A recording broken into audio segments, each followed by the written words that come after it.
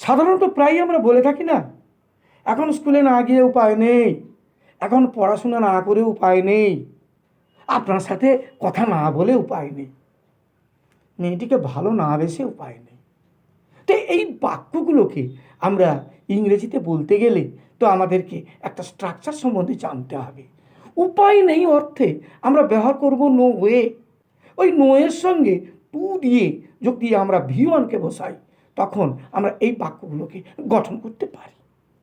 অর্থাৎ স্ট্রাকচারটা হচ্ছে নো ওয়ে যুক্ত টু যুক্ত V1 যুক্ত অবজেক্ট অবলিক প্লেস। যদি বলি এখন স্কুলে না গিয়ে উপায় নেই, no way to go to school now. ইংরেজি না শিখে উপায় নেই, no way to learn English. আপনার সাথে কথা না বলে উপায় নেই, no way to talk to you.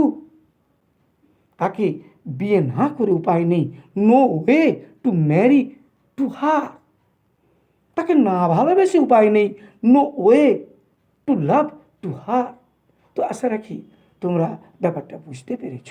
যদি বুঝতে না পেরে থাকো তো আমার ফোন নাম্বার 9339699552তে ফোন করে জানাও।